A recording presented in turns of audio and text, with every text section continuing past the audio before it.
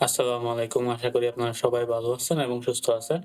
Market আজকে ৪,৯৬৫.২৪ এ আছে, যেটা আপনার ৫৪.৬৩ পজিটিভ মুভমেন্ট দিয়েছে।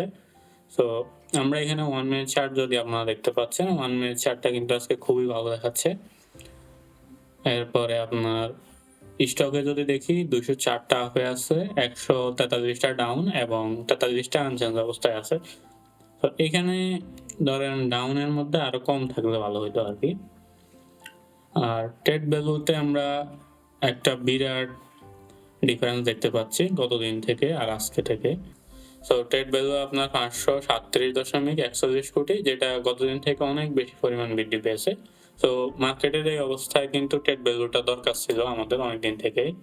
আজকে তো এটা দেখা দিছে। সো সামনের দিকে আশা করি ধরে রাখতে পারলে, ট্রেড ভ্যালুটা ধরে রাখতে পারলে মার্কেটে অনেক ভালো একটা সম্ভাবনা আছে। আর এখানে top sector by trade value percentage wise যদি দেখি, ব্যাংক হচ্ছে 23.29%, টেক্সটাইল হচ্ছে 12.5%, ফার্মাসিউটিক্যাল এবং কেমিক্যাল 11.48%। এবার ইন্ডেক্স মুভারে যাই আমরা। সো ইন্ডেক্স মুভারে সবার উপরে আছে ইসলামী ব্যাংক, 8 ইন্ডেক্সে মুভ করেছে। এরপরে ব্র্যাক ব্যাংক 6 ইন্ডেক্সে মুভ করেছে। এরপর রবি 4.7 ইন্ডেক্সে মুভ করেছে। পূবালী ব্যাংক 4.5 ইন্ডেক্সে মুভ করেছে। আর নেগেটিভে যদি যাই, জিপি হচ্ছে 6.7 নেগেটিভ ইন্ডেক্সে মুভ করেছে।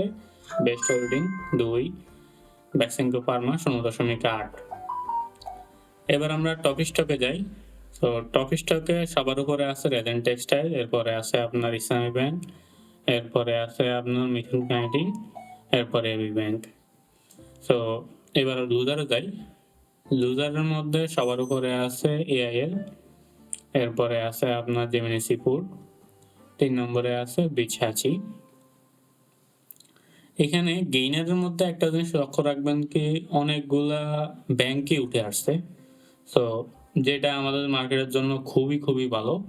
কারণ আমরা জানি যে মার্কেট নেগেটিভ অবস্থায় ব্যাংক যদি একটা ভালো টার্ন দেয় কিছুদিন, তাহলে মার্কেট পজিটিভ চলে আসার সম্ভাবনা 99% এর মতো চলে আসে। মানে মনে করেন যে ব্যাংকটা যদি শুধুমাত্র টার্ন দেয়, তাহলে মার্কেট পজিটিভ আসার সম্ভাবনা খুব বেশি পরিমাণ বেড়ে যায়। আর এর মধ্যে ইসলামী ব্যাংক অন্যতম, কারণ ইসলামী ব্যাংক ইন্ডেক্স মুভ করতে অনেক বেশি পরিমাণে সাহায্য করে। আর ইসলামী ব্যাংক এই স্টকটার দিকে একটু খেয়াল রাখবেন 4-5 দিনের জন্য, এরপরে থেমে যাবে। তো কম প্রাইসে পেয়ে গেলে আপনি স্টক কালেক্ট করে রাখতে পারেন, 4-5 দিন মুভ দেওয়ার সম্ভাবনা আছে। এবার আমরা ডিএসইএক্স এ যাই।